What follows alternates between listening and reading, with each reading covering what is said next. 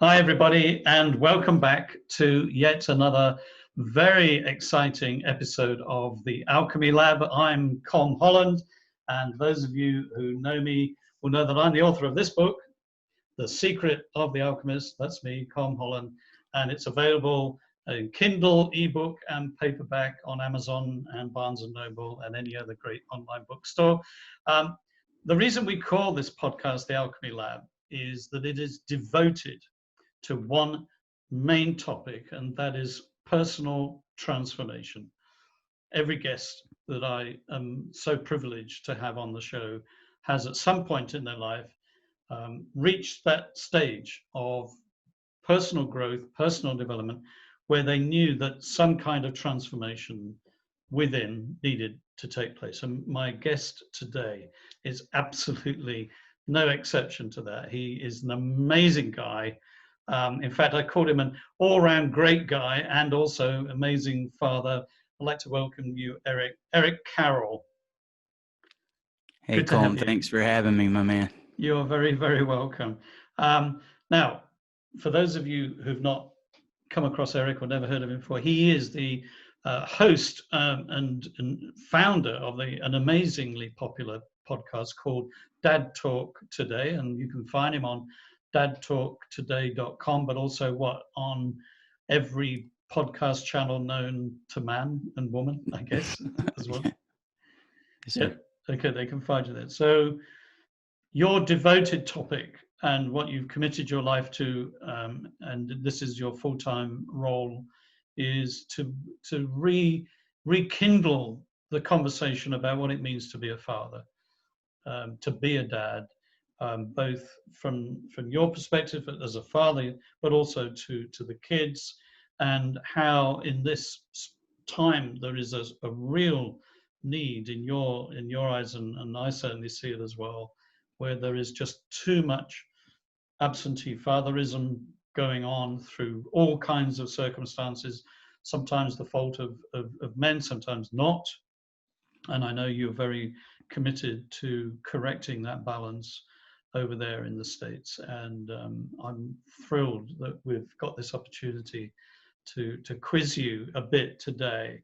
So I'm going to make a quick quote, everyone, from Eric's website. I'm just going to read this because I think this absolutely nails it. And Eric, I'm going to ask you to talk to this if you may. And that is that the issue of fatherless homes and parental alienation, and we're going to talk quite a bit about what you mean by alienation as we go on, is one of the number one issues that you feel is going under the radar in modern society, whether it's here in the UK, whether it's in Europe or in the US, wherever.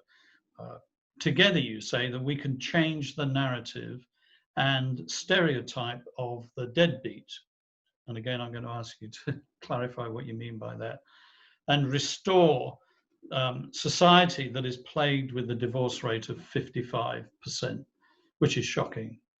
How sad, how terribly sad that is. And when they try to take the dad out, as you say, you're here to make sure that we put the dad back in. That's right. Which is just a wonderful phrase. So I'm assuming then that you believe that the process actually has to begin with the dad himself. Yep. Do you want to address something? So we're talking about alienation, we're going to talk about stereotype, and we're also talking about putting the dad back in. Where would you like to introduce us to this whole topic? All right. So that's a little bit of all over the place, but I'm going to try to touch on it as quick as I can, Colm. So I've been traveling around the country this year, talking to many different politicians. We got to go to one of the biggest political events of the year before the coronavirus hit. And I just went there as a spectator, got interviewed by a few people in the media, and out of nowhere they said, "Why aren't you here with the media? We want to give you a media booth." And luckily there was a guy there that had a camera that I knew, and we became a part of the media. So the politicians started sitting down and talking with us. So I said, talk to me about fatherlessness. Talk to me about parental alienation. What's going on in the families? Why aren't any of you guys talking about this? And it was odd to me that many of them were very passionate about it, but most of them said the same thing. we're not told to talk about this. We're told to talk about abortion, economy, all these other issues, but we're told to stick to the issues and not get out of there. And I said, I think this is the number one issue, because if you put families back together, which is the very fabric of what makes us a society, it's the meaning of life. You put that together, all these other issues will slowly start to get better themselves. And after we left that event, we've been invited to event after event with more politicians because they want to speak out about it. But I feel it is the lost discussion out of everything going on there. Nobody's talking about families. I had Colonel Allen West on not long ago, and he was talking about, he grew up here in Georgia, where I'm from as well.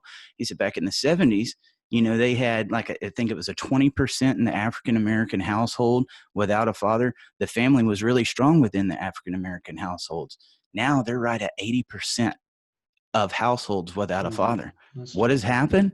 We have substituted the father with welfare and food stamps.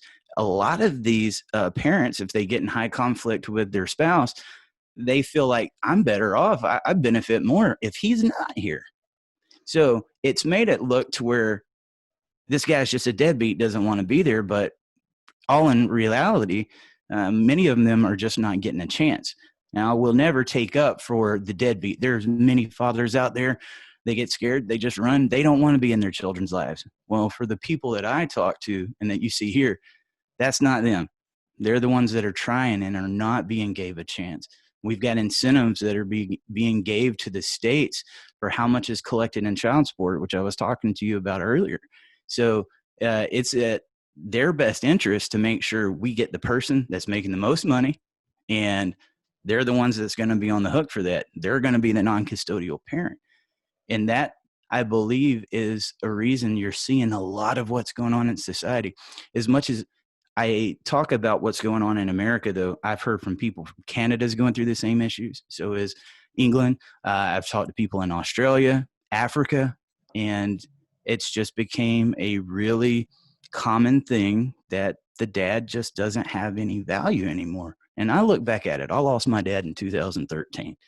He was a preacher, and I saw so many of the things that he did growing up. And I wasn't necessarily the person that I would have liked to have been back then. At one point in time, I was addicted to drugs, and I wanted to be a rock star. That was my life. And eventually I did clean up. He had about 3 years before he died of seeing me really just clean up and be the dad I wanted to be. And I still didn't get where I would like to before he passed, because now I find myself like, I really wish my dad was around to see what I'm doing now. This part that he didn't get to see. I finally made it. I finally grew up. Now I see all those lessons, and there's things that I do every day, daily basis, that I'm like, my dad taught me about that. I remember having that talk with him. It didn't make sense then, but it makes sense now that I'm in that place. And so let's talk about fatherhood as a concept. Thank you for filling us in on the work that you're trying to promote over there in the States and helping fathers who are trying to get better custodial supervision of their children. But let's just come back for a second, because when you say the media are encouraged to talk about everything but what it means for a father to have any custodial rights with the kids, isn't this going back to something much deeper in male-female relationships, but also in terms of what we value in society? For some reason, and I don't quite know how this has occurred, but I'm aware that so many fathers and their spouses put lesser value, for some whatever reason, on the role of the father in historically even. I was watching a movie this last weekend with my wife, and it was about the guy who wrote Winnie the Pooh, A.A. Milne. The whole world knows Disney Winnie the Pooh, and the guy who wrote that was British, and it was just after the First World War, and his life was completely, even though they lived in the same house, and even though they loved it, he loved his son, his life was here and his son's life was here. The son had a nanny. The mother would have a bit of contact with the son, but the father was completely alienated just by almost tradition from the child. And even though, and that was almost institutionalized, especially amongst Right. the wealthier classes. With the poorer classes, it wasn't an issue because the father was working 12, 14 hours a day and was completely dead by the time he got home. And, there wasn't much fathering, historically in that period. But in amongst the wealthier classes, even though they could afford to be going, and what's really interesting about the story of A.A. Milne and his son, who was called Christopher Robin, really was called. Oh, that's awesome. Robin, is that one of the things that took place through the book and through the writing of the book was that there was a coming together of the realization of A.A. Milne of what it meant to be a father and the benefit to his son as a result of that. So why do you think we still, in our enlightened age, when we know so much about everything else, why are we still undervaluing the role of male parenting in society, irrespective of broken marriages or whatever? Just even in a regular house, still, why do we tend to undervalue it? And when you see men becoming empowered to be the father in the life of the kids, and the benefit to the children is immense. They live such more balanced lives. They live so much more fulfilled lives. So why are we still struggling, do you think, with this as a concept, which has led to many of the dilemmas that the dads that you're trying to help find themselves in? Well, so we're still undervalued just as much as that stereotype of the deadbeat and the angry guy is going against us now. When you go back then, well, dad was the breadwinner. That's what his duty was to do. Mom was supposed to be at home. She did the cooking. She did the clothes. She took care of the house. Dad's the one that went and, provided, and he was the protector. That's the thing. Like the women's movement, I think in the early days, they were a very, very respectful movement. They fought to get rights to vote and to be able to work, and they fought against that stereotype of just being that house mom. However, when fathers do that, it's not it's not as respected as much. It's like somehow when a father speaks or when a man speaks, he's trying to discredit a woman. Even with dad talk, since I've started this, anytime I've been questioned, I've been told to take dad out of our name. You shouldn't be dad talk today. It needs to be parent talk today. And I was like, no, that's where you take the dad out. We're going to put it back in, because it's like, that's the problem. You don't see the importance of me speaking out as a dad. They're discredited, not just inside the family, but anytime they speak. Now, if you take a woman that could be saying the same things as I am right now, Colm, and they get on social media, they get on a show, they'll get 10 times the reaction. They're listened to more. They just are. And, it becomes more and more evident, especially with what we're doing every day.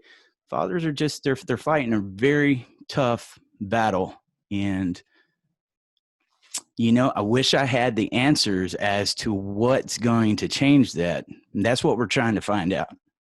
Do you think there are lessons from your own story, without going into your story? There came a point when you personally realized the value. I mean, you have 4 daughters, yeah? Yes, sir. Okay. So you realized the value of your role in the raising and in the nurturing of your daughters. Was there a point in your life when you thought, I really, really have something important to give to my girls? Absolutely. I wish it would have been sooner, but when my 3rd daughter was born, it was after I was coming down off of that career. I told you I used to book concerts, were celebrities, and that's when I kind of got in that bad lifestyle. But I never forget the day she was born, and I was sitting there holding her and looking in her eyes. For the first time, I busted. I Mm. lost it. And it wasn't no fake tears. Nobody was even there to see it. I busted because I said, here is this child that I brought into this world, and this is not the dad I want her to have. Mm. I knew something was wrong. Mm. And that was really the tipping point. It took a little bit longer after that, but that was when I realized it and started putting that into practice. And the more, even now, every day, the more that I'm with my girls and the things they come to talk to me about, I've tried to break through that stereotype. I've had the talks with them about the birds and the bees and different things, and I try to make them comfortable to talk to me about anything. I was a custodial father. You know, women, they have their monthlies. You know, I was there when that started, you know, and I didn't want to feel them or them to feel uncomfortable in talking to me. But I think sometimes we make ourselves feel uncomfortable because we don't think that's our role. Yeah. But, Okay. yep. Yeah, I get that. So, in a way, looking into the eyes of that daughter was a transformational moment. Yeah. What do you think it was that you saw? Did you feel what she was saying to you, because they do speak from day one, Right. without words, but they're still speaking? Do you feel that she was saying to you that she wanted your love, she wanted your your love in her life, and that was equal and co-important with that of the mother in her life? Was it that kind of transformational moment? In other words, was it a love transformational moment that took place there, that that you felt was reciprocal between you and her?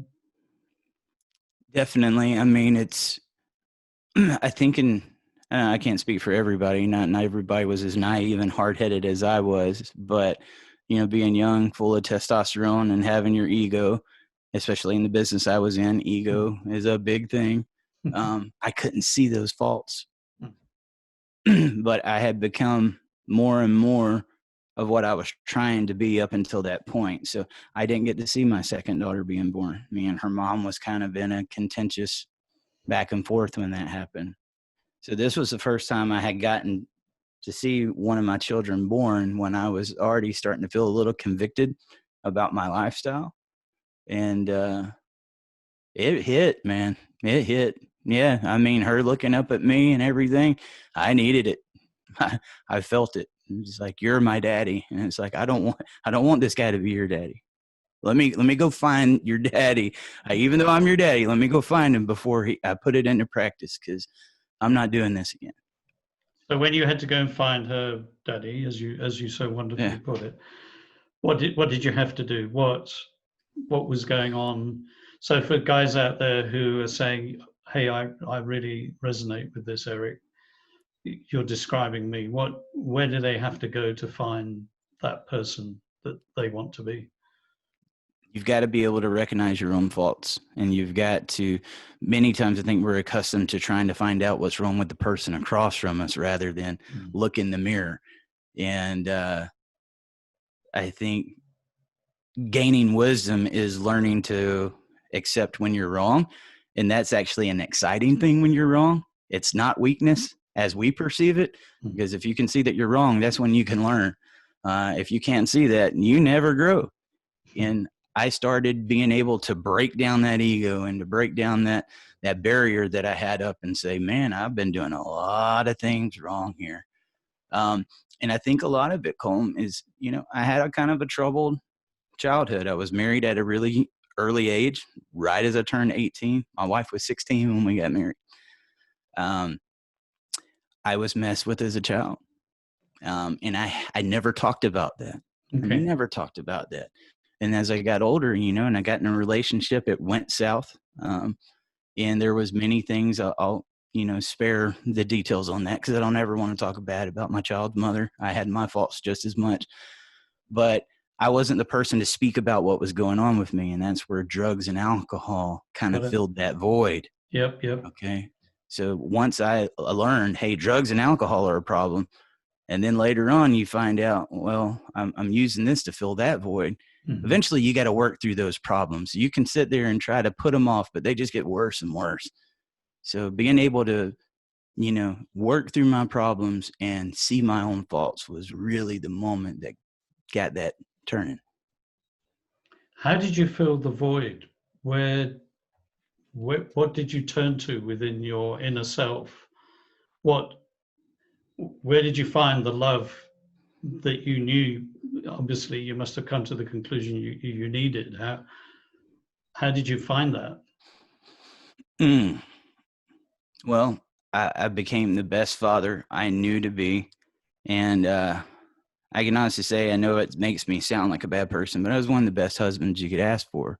I definitely had my faults, but my life was going, working, coming home, and spending time with my children. I had spent so much time being on the road that once I became a homebody, that was my thing. And I prided myself on being that husband and that father. That was what was filling that void. And then, years later, for that relationship to fall apart and for me to find out nothing that I thought I had was what I actually had. There was things going on behind closed doors. That was a hard one to take because now I got to find out something else, right? So it became all about my children. And so what it sounds to me, and I'm sure our listeners and our viewers are absolutely riveted by the way you are an amazing guy. You make yourself incredibly vulnerable, which is so precious and so helpful to other people. I get the sense that when you made that decision, you wanted to be the best father you could be. What so many of us find, me included, is that there is this reservoir of love which we didn't even necessarily realize exists, that when we make those commitments, when we make those choices, that reservoir of love actually comes to our aid. We find depths and resources within ourselves that we possibly didn't even think existed. And everybody knows I talk a lot about The Alchemist by Paulo Coelho. That's why we're in this thing called the metaphorical Alchemy Lab. And in my book, I talk about this a lot. And that is that there is that force of unconditional love that is within just, a hair's breadth reach of all of us. And it's just waiting for us to say, yes, I need this. I want to transform. I want to be better. I want to give love. And the moment we say that, miraculously, actually, and to quote The Alchemist, the whole universe conspires to help bring that to pass. And listening to your story, it's really a classic example of how you found that love within yourself, and in turn was able to share that with the people around you.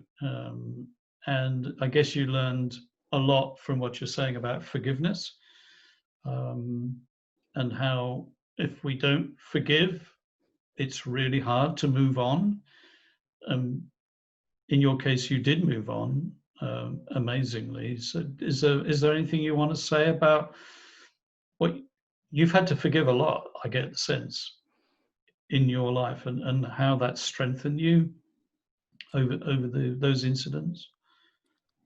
Yeah. So I won't lie. In the beginning, I hated my child's mother, both of them. The one I divorced and the one that was keeping me from my child. All I saw was the actions.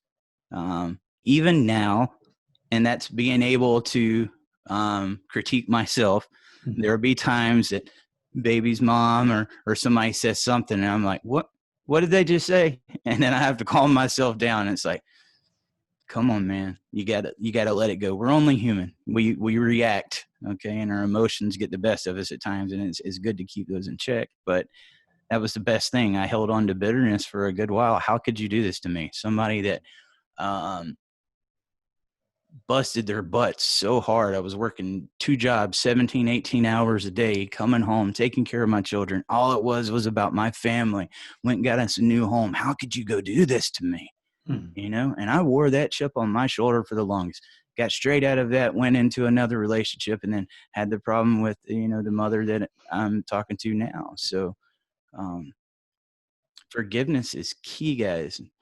Carrying that baggage around, it'll get you tired, and it doesn't get you nowhere. And it's even harder when you're trying to do a co-parenting relationship with somebody that's doing the same thing. So if both of you can sit down and try to take that off. The biggest relationship I give to people, Colm, when they write me about, I can't get along with my baby's mom, I can't get along with my baby's dad, and like, tell them, hey, would you like to go sit down with me somewhere? You know what? We made this child. Let's come together and parent. Let's go talk. You know, you find a place. You find a place, you pick it, or you find a counselor.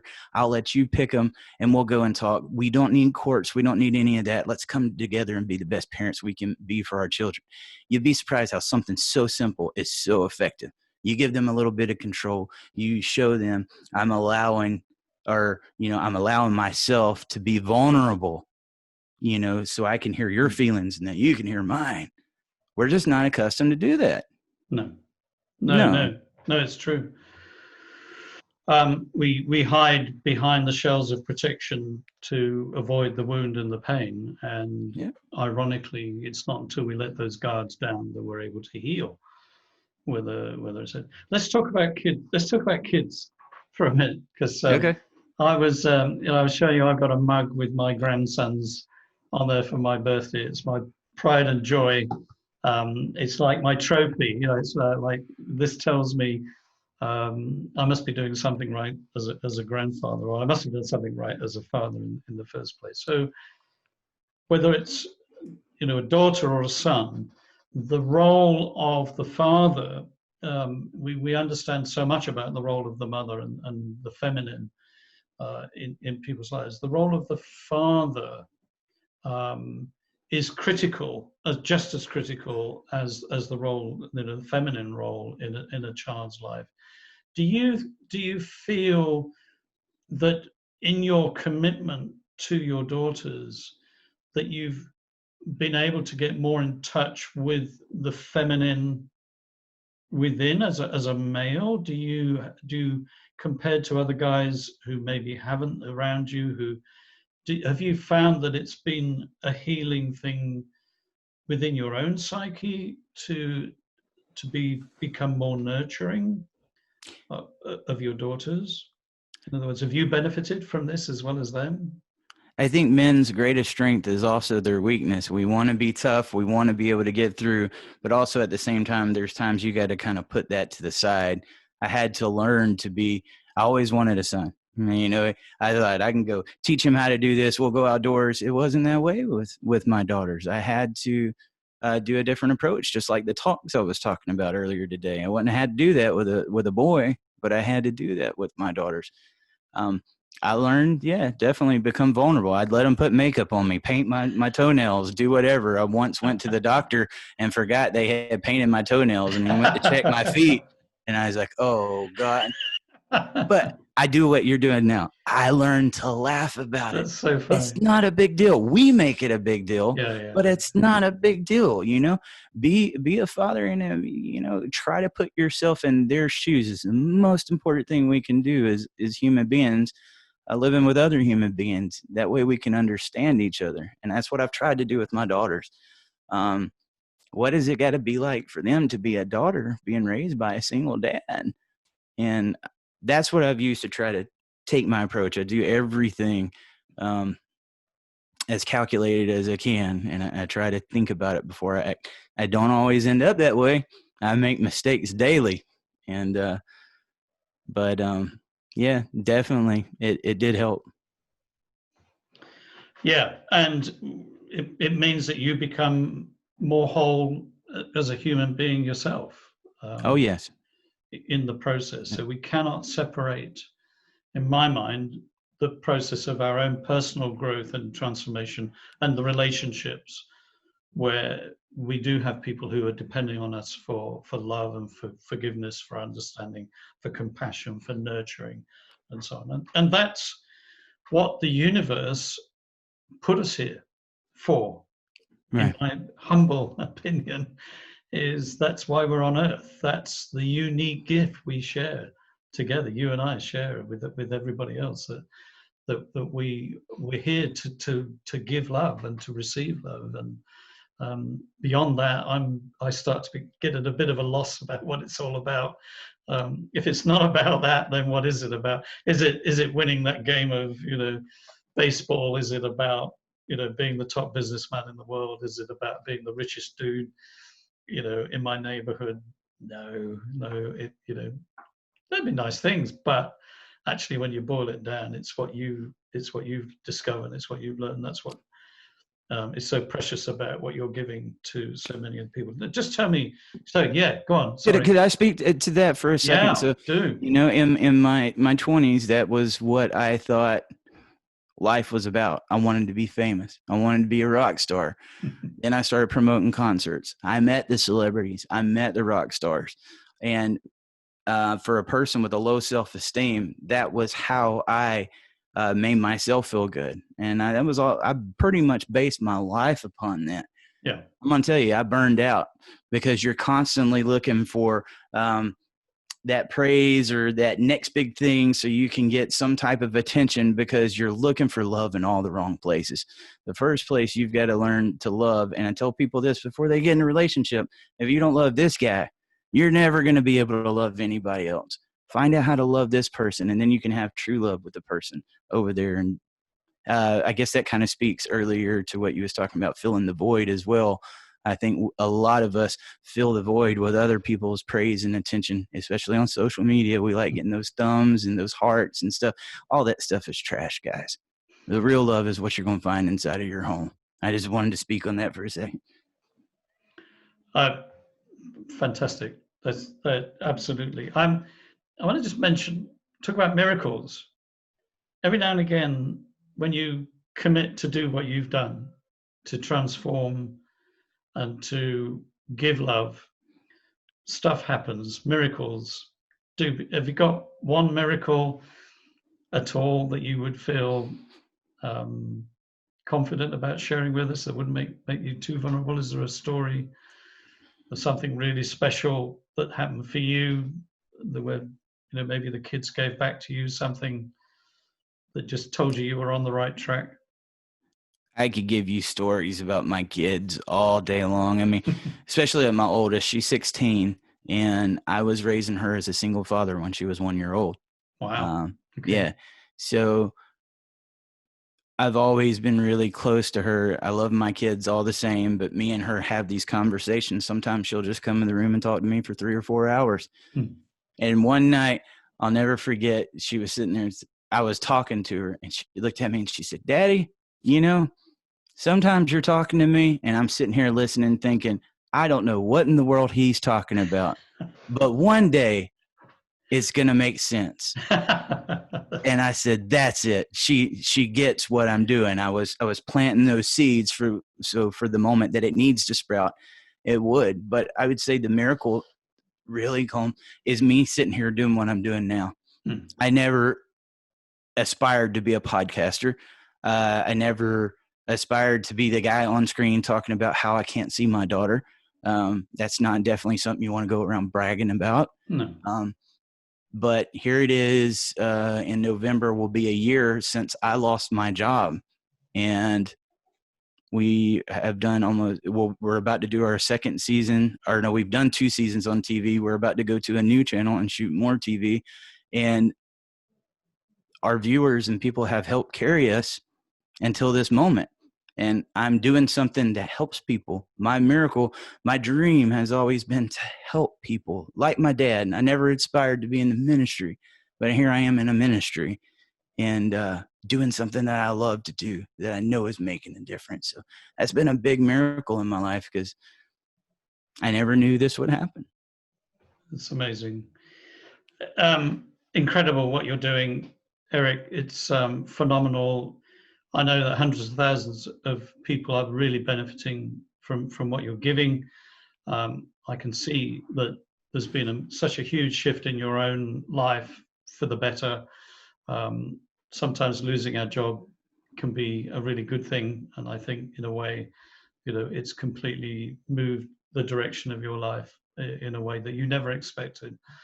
And love has a tendency to do that. When we look to love to help us, then this is the kind of thing that happens. I'm going to ask you to give us one thing before we close. We're nearly out of time, by the way. I just looked at the clock. I can't believe it feels like we've only just started. But just one thing that somebody said to you at some point in your life that really helped you make the turning point. Was there ever one thing somebody said that you took to heart, that you were able to move on, that became a strength to you? But while you're thinking about that, I'm just going to remind everybody out there, if you've been interested in what Eric's talking about today, and especially if you live in the States, but not exclusively, and you're in a particular, especially as a dad, if you're in a particular situation where you could use some support, where you could use a listening ear from other dads in a similar situation, where you're hoping to get a higher level of involvement in your children's lives, then the address to go to is Dad Talk Today, dadtalktoday.com. And this is Eric Carroll. So you can Google Eric, he'll come up straight away. And you can begin to find the level of support that you may be looking for. So, Eric, is there one quote that somebody said or something you read that has meant a turning point for you? I had a boss of mine. I'd really rather consider him a friend. When I was a couple of years ago, when I went through my divorce, that he was there for me when most people or bosses would have just kept riding me and wanting the numbers. He was very sensitive to what I was going through and would talk to me and help me out a lot.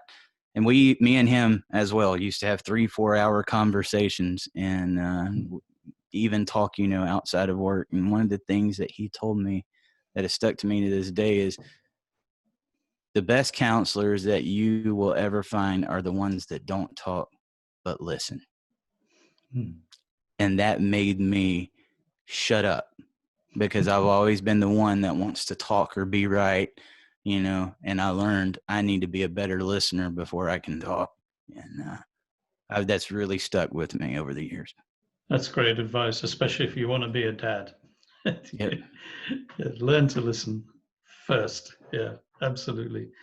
Eric, thank you so much for giving up your time today. Really appreciate it. Thank you for coming on the Alchemy Lab. It's been an absolute eye-opener, and I hope it's been helpful to many listeners out there to discover you and to discover the amazing work that you're doing, both on the podcast but outside of the podcast, in trying to change the way that people's circumstances are being dictated to in what is a really difficult time for many parents who are dealing with custody situations. So all power to you, the power of love be with you, and thanks again. And thank you everyone for listening. This has been another amazing episode of the Alchemy Lab. I had no idea it was going to be this fantastic. And you all take care. Thanks again for listening. Thank you.